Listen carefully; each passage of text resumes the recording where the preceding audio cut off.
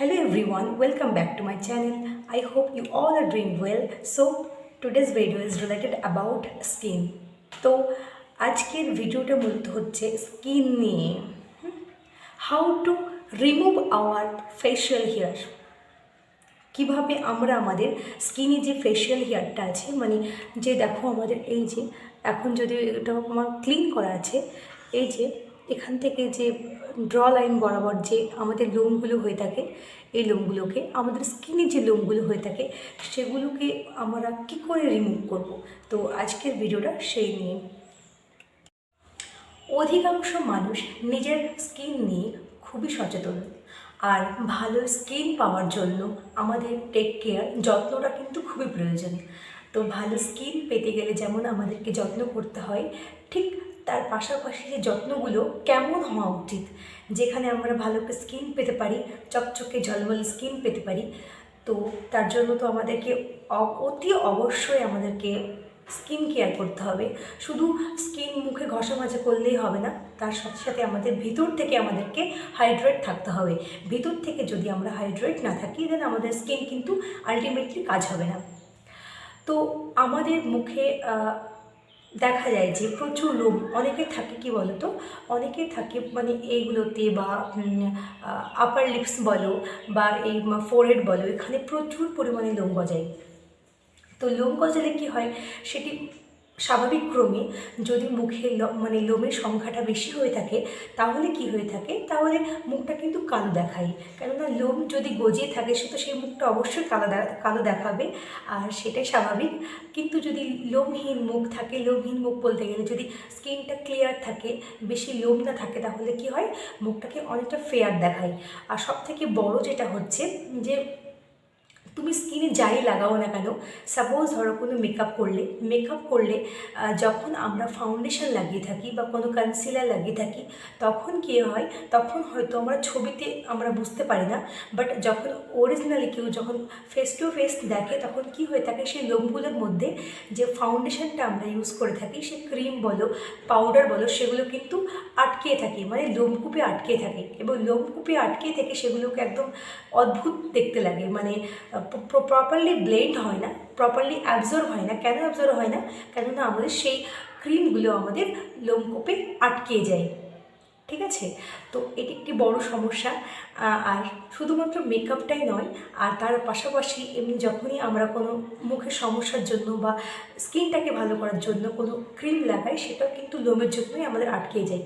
তো অনেকেই থাকে, অনেকের আমি দেখেছি অনেকে যে অনেক প্রচুর লোম, মানে ছেলেদের মতো লোম, মুখে লোম থাকার অনেক কারণ আছে। কারোর জেনেটিক বংশগত ব্যাপার হয়ে থাকে, বা কারোর এমন আছে যে হরমোনের সমস্যা, যেমন পিসিওএস, এইসব সমস্যাগুলো থাকলে বা পিরিয়ডসে কোনো প্রবলেম থাকলে এই যে মুখের লোম অনেকের গজায়। তবে আমি যতটা স্টাডি করেছি যে মুখের লোমকে দূর করার, হ্যাঁ, আমাদের কিছু কিছু হোমমেড পদ্ধতি, ন্যাচারাল প্রসেস আছে যেগুলো ঘরোয়া পদ্ধতিতে আমরা সেগুলোকে অনেকটা কেয়ার করতে পারি। কিন্তু যাদের মুখে অনেক মেল হরমোন, পার্টিকুলারলি মেল হরমোনের জন্য, যাদের মেল হরমোনের পরিমাণটা বেশি, তাদের মুখে কিন্তু বড় বড় লোম গজায়। সেগুলো কিন্তু কোনো ঘরোয়া, ফ্র্যাঙ্কলি স্পিকিং, একদম এর মধ্যে কোনো মানে কী বলবো, এর মধ্যে কোনো ফালতু কিছু নেই যে অতিরিক্ত লোম থাকলে সেগুলো কিন্তু কখনোই আমরা ন্যাচারাল প্রসেস, মানে ঘরোয়া কোনো টোটকা, যেগুলো টোটকা বলতে গেলে যেসব হোম রেমেডি, সেগুলো দিয়ে কিন্তু আমরা ঠিক করতে পারি না। যে যতই বলুক না কেন, কখনো ঘরোয়া পদ্ধতিতে আমরা আমাদের মুখের অতিরিক্ত মানে বড় বড় লোম যেগুলো, সেগুলো কিন্তু আমরা অনেকে দাড়ির মতো হয়ে থাকে, সেগুলো কখনোই ঠিক করতে পারবো না।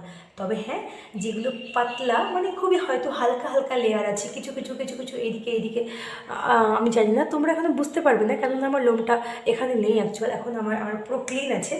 তো এবার সেই লোমগুলোকে তোলার জন্য কিছু কিছু ঘরোয়া টোটকা আছে, যেগুলো ইউজ করলে মানে দুদিন ইউজ করলে হবে না, অবশ্য একটু সময় লাগে, কিন্তু আস্তে আস্তে কিওর হয়ে যায়।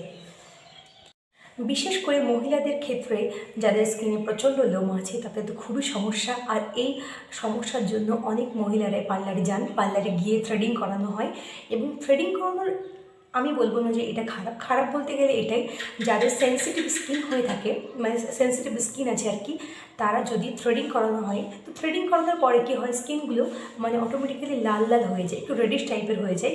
আর অনেকের অ্যালার্জিক কারো সমস্যা থাকলে কিন্তু মুখটুক ফুলে যায়, একটু বাজে ব্যাপার হয়ে যায়। তাই থ্রেডিং এগুলো না করিয়ে আমরা কিন্তু ঘরোয়া মাধ্যমেই কিন্তু আমাদের স্কিনটাকে আমরা অনেকটাই সুন্দর করতে পারি। হ্যাঁ, সময় লাগবে একটু বেশি, কিন্তু পেশেন্সলি যদি করে থাকি তাহলে অবশ্যই আমাদের স্কিনটা কিন্তু ভালো হয়ে যাবে। আর তাছাড়া প্রত্যেকে ভালো একটি স্কিন চাই, যেহেতু আমি আগে বললাম, I think everybody wants a good skin. So yeah, কিছু ঘরোয়া আমি হোম রেমেডি যেগুলো আমি যেগুলো ইউজ করি, বা যেগুলো আমি পার্সোনালি ইউজ করি, কোনো কিছুই কিন্তু আমি ইউজ না করে তোমাদেরকে দিই না। আগে আমি নিজে ইউজ করি, তারপর সেগুলো আমি তোমাদেরকে দিয়ে থাকি। কেননা আমি চাই যে আমি আগে ইউজ করি। আমার অনেস্টলি বলতে গেলে আমার মুখে কিন্তু সেই পরিমাণে কিন্তু মানে কি বলবো, ফেশিয়াল হেয়ার, আনওয়ান্টেড হেয়ার যেগুলো, সেটা নেই, ঠিক আছে। আর হালকা হালকা সমস্যা হলে সেগুলো বারবারই বলবো যে সেগুলো কিছু কিছু ন্যাচারাল হোম রেমেডির মাধ্যমে ঠিক করা যায়, কিন্তু অতিরিক্ত হলে অবশ্যই সেটা মানে সবথেকে ভালো হবে লেজার ট্রিটমেন্ট করানো, সবথেকে সেটা ভালো প্রসেস। মানে হ্যাঁ, একটু কস্টলি অবশ্যই। পার্মানেন্টলি কিন্তু কোনো মানে লোমকূপ, ফেশিয়াল হেয়ার কিন্তু পার্মানেন্টলি যায় না, পার্মানেন্টলি যায় না সে। হ্যাঁ, হয়তো আমরা আমরা কি হয় বলো তো, যদি আমরা আমাদের এই যে আমি যে টিপসগুলো দিলাম, যে হোম রেমেডি যেগুলো ইউজ করলাম, এগুলো ইউজ করলে কি হয়ে থাকে, লোমের যে ঘনত্ব সেটা কমে যায়। আস্তে আস্তে ডে বাই ডে আমরা স্কিন কেয়ার করতে করতে করতে কী হয়ে থাকে, সেগুলো কমে যায়, কিন্তু পার্মানেন্টলি হারিয়ে যায় না, ঠিক আছে। আর যারা লেজার ট্রিটমেন্ট বা আরও ভালো কোনো ডার্মাটোলজিস্ট, আমি তো কোনো ডার্মাটোলজিস্ট নই, পার্সোনালি আমি ইউজ করার পরে যেটা আমি ফিল করেছি সেটাই হচ্ছে এর রেজাল্ট, যে এগুলো ইউজ করলে মোটামুটি ভালো একটি রেজাল্ট পাওয়া যায়। লোমের যে ঘনত্ব সেটা কমে যায়, কিন্তু অতিরিক্ত লোম থাকলে এই আমার যে হোম রেমেডি এগুলো কোনো কাজ করবে না। সব থেকে ভালো হবে ডার্মাটোলজিস্টের কাছে গিয়ে স্কিনের ট্রিটমেন্ট করানো। কিন্তু অল্প মানে ছোটোখাটো লোম হলে অবশ্যই সেটা কিওর হয়ে যাবে। তো আমার প্রথম টিপস হচ্ছে অ্যালোভেরা জেল। অ্যালোভেরা জেলটিকে সকালে ঘুম থেকে ওঠার পর সকালে মুখে লাগাতে হবে, ও রাতে শুতে যাওয়ার আগে মুখে লাগিয়ে 10 মিনিট মতো রাখতে হবে। রেখে যখন শুকিয়ে যাবে তখন স্কিনটি, তখন ধুয়ে ফেলতে হবে। দিয়ে তোমরা যে যা তোমরা ক্রিম ইউজ করো, ময়েশ্চারাইজার ক্রিম, সেটা তোমরা লাগাবে। আমরা সবাই জানি যে অ্যালোভেরা জেল, যার মধ্যে আছে ভিটামিন ই ও ভিটামিন সি, যা ত্বকের জন্য বিশেষভাবে উপযোগী। তাছাড়া এতে থাকে প্রচুর পরিমাণে অ্যান্টিঅক্সিডেন্ট, যা ত্বককে কোমল ও মোলায়েম রাখে এবং রোদে পুড়ে যাওয়া ত্বকটাকে পুনরায় সজীব করতে সহায়তা করে আমাদের এই অ্যালোভেরা জেল। তো প্লিজ তোমরা যাদের মুখে প্রচুর লোম, শুধু লোম বলে নয়, অ্যালোভেরা জেলটি বিশেষভাবে কার্যকরী। আমার সেকেন্ড টিপস হচ্ছে এগ টমেটো হানি। এটা একটি সেকেন্ড প্যাক। তো এগ টমেটো হানি, এখানে দেখতে পাচ্ছ আমি 1 স্পুন মতো মধু নিয়েছি। মধু হচ্ছে আমাদের ন্যাচারাল ময়েশ্চারাইজার। আর টমেটো যেটাতে ভিটামিন সি আছে। Tomato has also the quality of removing skin problem. আমাদের যা স্কিনে প্রবলেম থাকে সেগুলো টমেটো কিন্তু খুব সহায়তা করে। Specially women are faced with the problem of irritating and unwanted hair ফসিকল।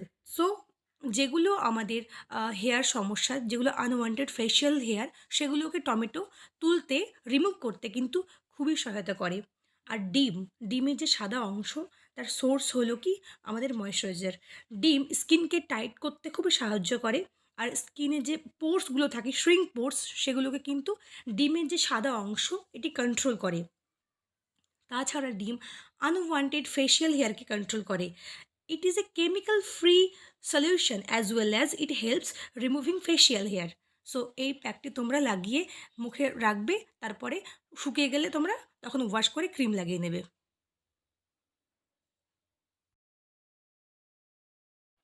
আমার থার্ড যে প্যাক সেটা হচ্ছে coffee powder, honey and lemon juice. তো দেখো এখানে আমরা সবাই জানি যে কফি, যেটি কি বলতো ভালো স্ক্রাব, সবচাইতে বেশি কার্যকরী।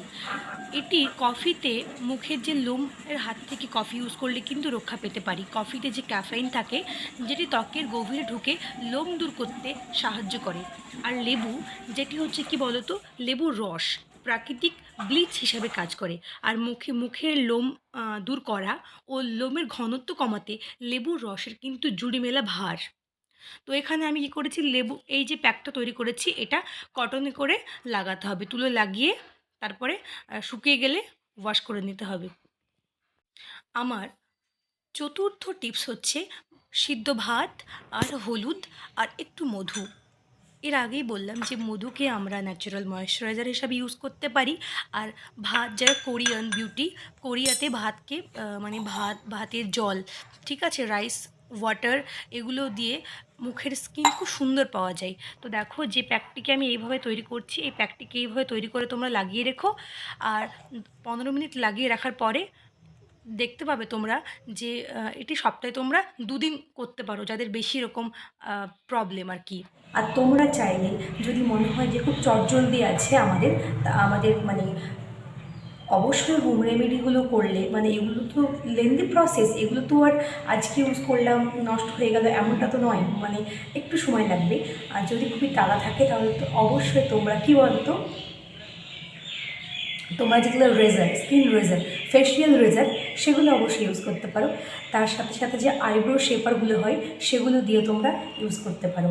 আর যদি তোমরা চাও যে আইব্রো শেপার দিয়ে বা রেজার দিয়ে কীভাবে আমরা আমাদের লোমকে ক্লিন করব, তাহলে অবশ্যই কমেন্ট বক্সে জানিও, আমি তার একটি ভিডিও নিয়ে আসবো। যদি আমার এই ভিডিওটি ভালো লেগে থাকে, আর প্লিজ তোমরা অবশ্যই যাদের মুখে লোমের সমস্যা আছে এগুলো তোমরা ট্রাই করো, আশা করছি তোমরা রেজাল্ট পাবে। আর যদি রেজাল্ট পেয়ে থাকো আর ভালো লেগে থাকে তাহলে অবশ্যই একটা লাইক দিতে ভুলো না। আর কোনো টিপস বা যাই কোনো কোয়েরি থাকে প্লিজ আমাকে কমেন্টস বক্সে জানিও। So that's all about it. আর যদি ভালো লেগে থাকে আর তাহলে এই তো ঠিক আছে, থ্যাংক ইউ, বাই বাই।